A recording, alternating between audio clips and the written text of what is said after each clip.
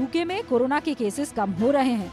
दिसंबर के बाद पहली बार केसेस में गिरावट दर्ज की जा रही है। मंगलवार को पूरे यूके में 94,432 नए केसेस आए। पिछले 2 हफ्ते में भी डेली केसेस में 37% की गिरावट दर्ज की गई है। यही बात यूके के स्वास्थ्य मंत्री साजिद जावेद भी कह रहे हैं। Our plan was to use the time that Plan B gave us to give ourselves extra power in our fight against Omicron. This plan has worked, and the data shows that Omicron is in retreat. Today's ONS data shows a fall in infections, including in older age groups.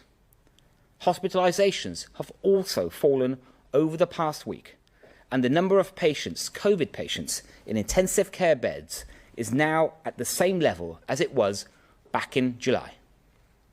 I've always said that we would open up the country as soon as the data supports it. Corona ने पूरी दुनिया को confuse किया हुआ है।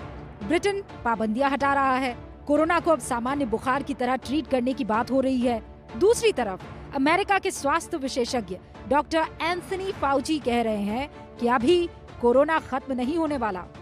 Doctor Fauci ने corona महामारी को 5 चरणों में बांटा है और कहा है कि हम तो अभी सिर्फ पहले चरण में हैं। पहला चरण जिसमें दुनिया में नकारात्मक प्रभाव होता है, बहुत ज्यादा बर्बादी होती है, जैसा कि अभी हो रहा है। किसी भी महामारी का दूसरा चरण है गिरावट, जिसमें नए केसेस में गिरावट आती है। मौजूदा दौर में भी ओमिक्रॉन के नए केसेस कम हो रहे हैं।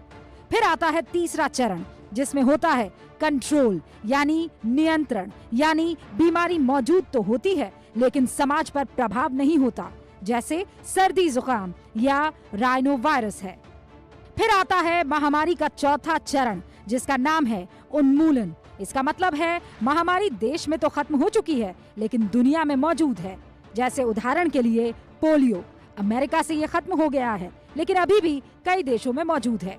और फिर महामारी का 5वां चरण है जड़ से नष्ट करना, लेकिन एंथनी फाउची के मुताबिक जड़ से सिर्फ चेचक खत्म हुआ है। कोविड के साथ ऐसा नहीं होगा।